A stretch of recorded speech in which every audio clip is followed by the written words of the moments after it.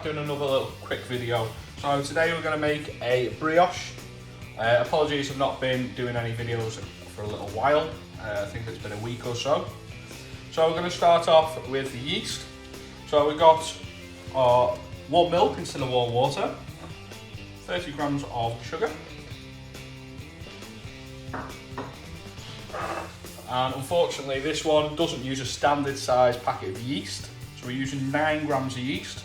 So it's a packet and a bit if you're using fresh packets, little packets, or just get yourself a little cup of 100 grams.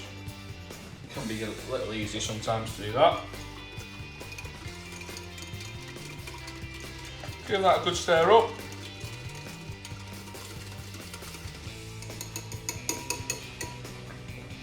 We'll set that whisk aside.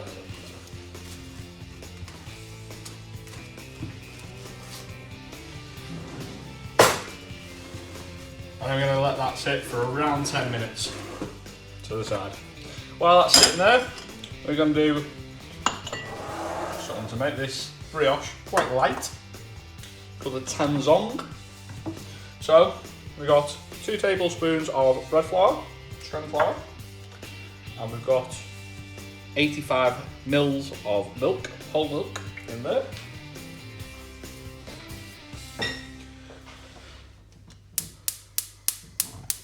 So the process behind this is basically making a roux, but there's no butter involved.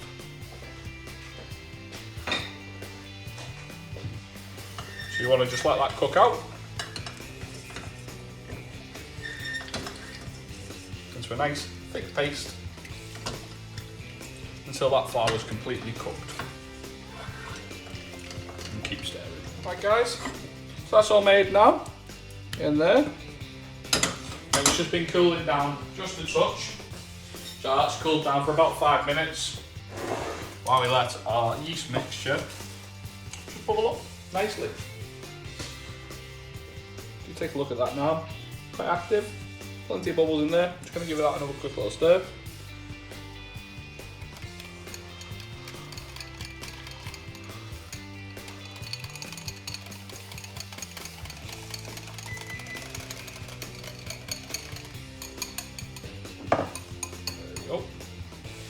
So unlike a lot of bread where it doesn't need sugar, and I've been adding, say, a teaspoon in, brioche is a sweet bread, so we sort of want that sugar in there. So that way, that yeast is very active, straight away, very quick. So next up, I'm going to add salt. It's 10 grams, I'm using a sea salt.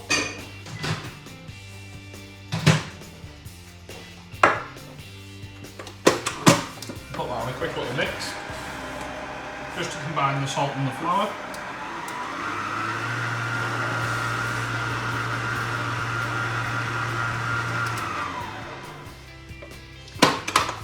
Next up into there is our roux.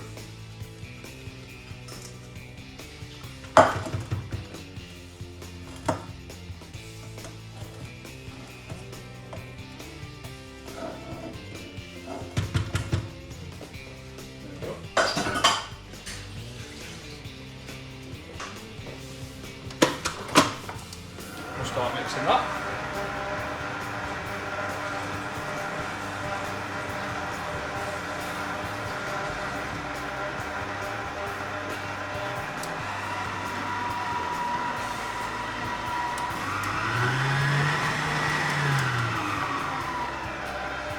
Now that's mixing, you have the yeast mixture.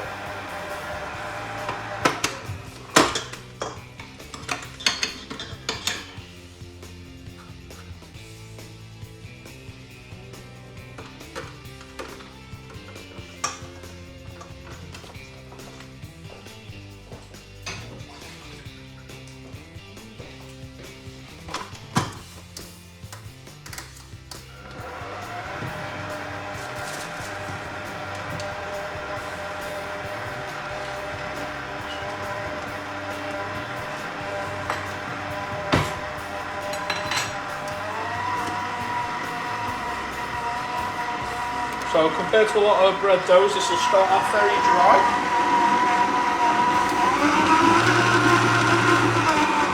But the hydration comes from your eggs and your butter, rather than just your liquid content.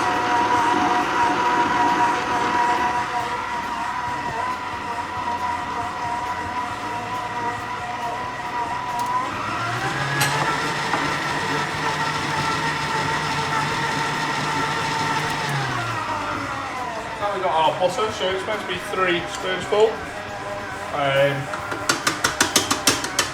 Or 42 grams to be precise. You can add the 3 little stages into there. Make sure that butter gets incorporated fully each time.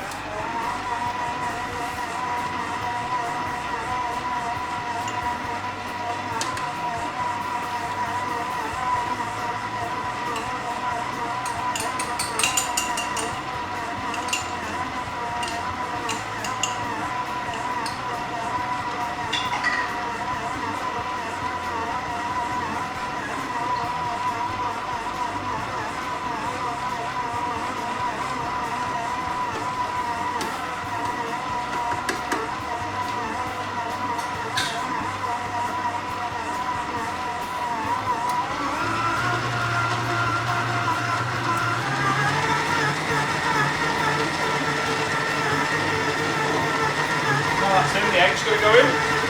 So we've got 1 egg plus a yolk. So it's not a double yolker.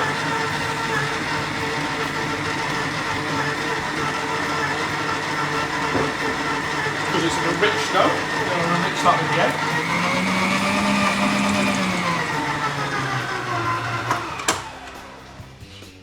I'll show you it now, just so you don't panic. So that's how it is when your butter and your egg is straight in. So that's had a mix for like 10 seconds now.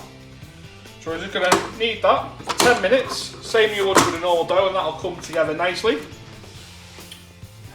Right guys, that's been kneading now for about 15 minutes. We'll open that up.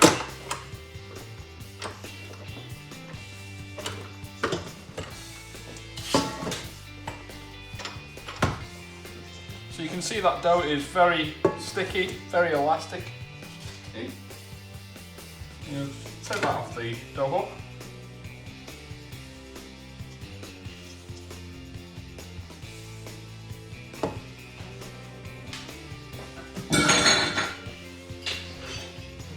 I'm going to put a little touch of oil at the bottom of the bowl, just to help stop that dough sticking to the bowl when we're proving.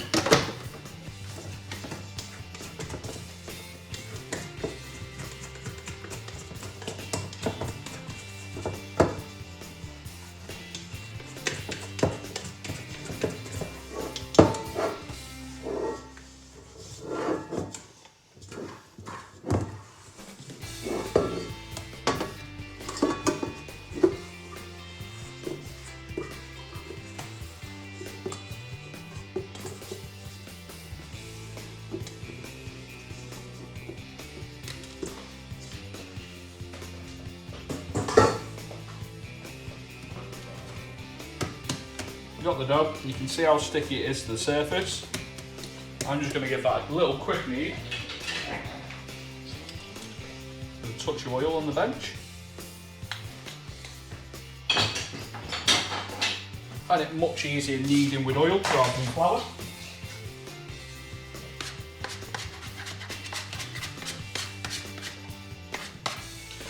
It's not something you have to do, re-kneading on the bench. I like to know the feel of my bread and the dough before baking it. You sort of get a feel for the bread, sort of know when it's ready to go for a proof.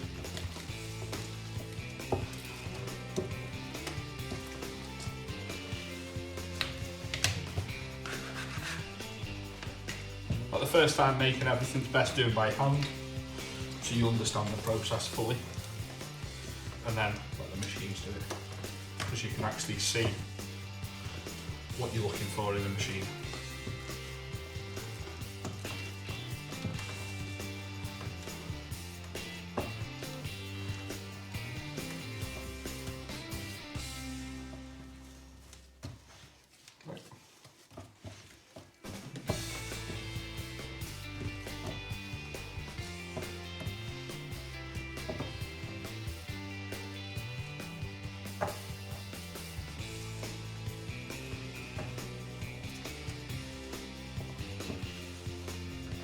finish it off by folding technique. We're flattening, we'll bring it in, flatten down, fold it in, flatten down, fold it in. Just a different type of kneading.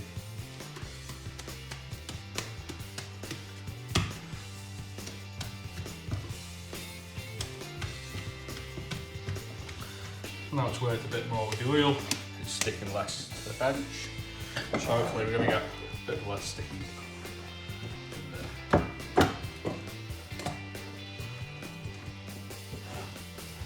Make sure that bowl's coated nicely in the oil. Stick that in a warm place for about an hour to an hour and a half until it's double in size. Right guys, that's now been proven.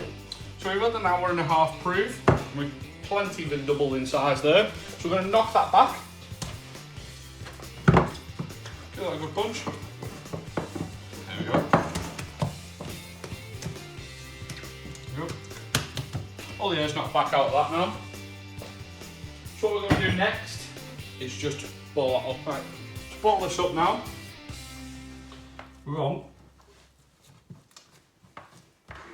10 bread rolls out of that.